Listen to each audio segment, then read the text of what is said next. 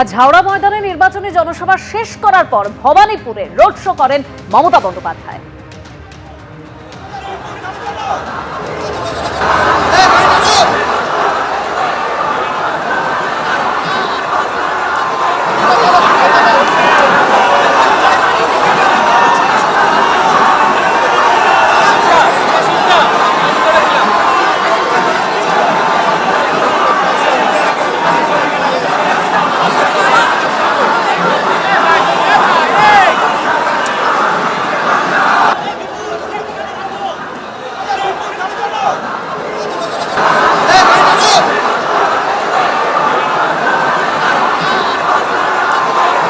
আর প্রধানমন্ত্রীর PM-CM formula নিয়ে পাল্টা নিশানা সানিয়েছেন অভিষেক বন্দ্যোপাধ্যায়। তিনি বলছেন, যেখানে মুড়ি খাচ্ছেন সেই ছেলেটা বলছে বাড়ি বিহারে, এরা নিজেরাই উন্মোচন করছে, আমাদের কিছু করতে হচ্ছে না।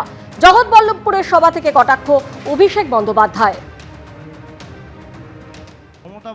মমতা ব্যানার্জি সরকারের মামাটি মানুষ, সরকারের সব থেকে বড় ব্র্যান্ড অ্যাম্বাসাডার ট্যুরিজমের হচ্ছে নরেন্দ্র মোদী। আজকে এইভাবে যদি বাংলার প্রচার না হতো, বাংলার গঙ্গা কত সুন্দর, ঝাড়গ্রামের রাস্তা কত সুন্দর, যেখানে মুড়ি খাচ্ছেন রাস্তাটা মমতা ব্যানার্জির তৈরি করা, ফুটপাতটা ঝাড়গ্রাম মিউনিসিপ্যালিটির তৈরি করা। আচ্ছা, যে ছেলেটা মুড়ি বিক্রি করছে সে বলছে আমার বাড়ি বিহারে, আর বিহারে নরেন্দ্র মোদীর ডবল ইঞ্জিন সরকার, আর পেটের দায়ে বাংলায় এসে মুড়ি বিক্রি করছে। আপনি কি বলবেন এদের? এদের ঢপের চপ এরাই উন্মোচন করে দিচ্ছে, আমাদের কিছু করতে হচ্ছে না। আজ একের পর এক জনসভা করেছেন প্রধানমন্ত্রী নরেন্দ্র মোদী। সেরকমই বারুইপুরের জনসভা থেকে তিনি বলেছেন যে অনেক জেলাতে এবার তৃণমূলের খাতাই খুলবে না। প্রথম দফায় যে রেকর্ড ভোটিং তা নিয়ে ঠিক কি দাবি করেছেন প্রধানমন্ত্রী, শুনুন। पर मतदान हुआ है, जबरदस्त मतदान हुआ है। देश आजाद होने के बाद देश ने कभी ऐसा देखा नहीं जो इस बार बंगाल के लोगों ने करके दिखाया है। पहले चरण के मतदान ने ये पक्का कर दिया है कि कई जिलों में टीएमसी का खाता भी नहीं खुलेगा।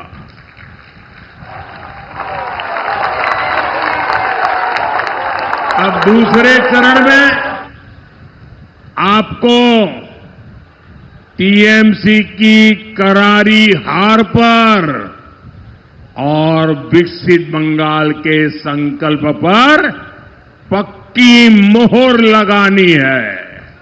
ये कल जो हुआ है उसका रिकॉर्ड तोड़ोगे?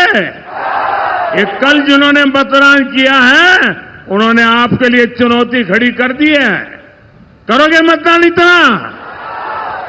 আর এই প্রথম দফায় 92% উপর ভোট, আর তাই নিয়ে কেন্দ্রীয় স্বরাষ্ট্রমন্ত্রী অমিত শাহ তিনি বলছেন 152-র মধ্যে 110-এর বেশি আসন বিজেপি পেতে চলেছে। অন্যদিকে পাল্টা অভিষেক বন্দ্যোপাধ্যায় বলছেন প্রথম দফাতেই সেঞ্চুরি পার তৃণমূলে।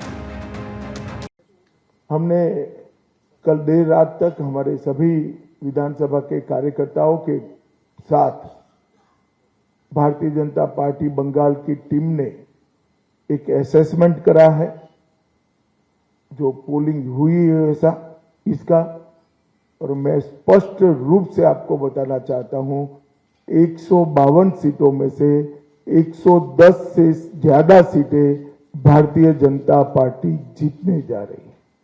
इसका मतलब है कि दूसरे चुनाव चरण को मिलाकर हम प्रचंड बहुमत के साथ बंगाल में शुद्ध रूप से भारतीय जनता पार्टी की सरकार बनाने वाले हैं। এরা বলেছিল বাংলায় নাকি ভোট কেটে এরা ক্ষমতায় আসবে। কালকে প্রথম দফার ভোট হয়ে গেছে। বিজেপির ছটপটানি দেখতে পাচ্ছেন। আমি রাজনৈতিক ভবিষ্যৎবাণী করি না, কিন্তু যখন করি মেলে। আপনারা দেখেছেন 21-এও মিলেছে, 24-এও মিলেছে, 26-এও মিলবে।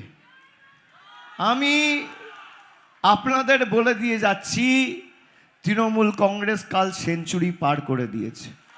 আমি খালি স্বরাষ্ট্রমন্ত্রীকে বলেছিলাম গরম বেশি পড়ছে, মাথা ঠান্ডা রাখুন, জল বেশি করে খান।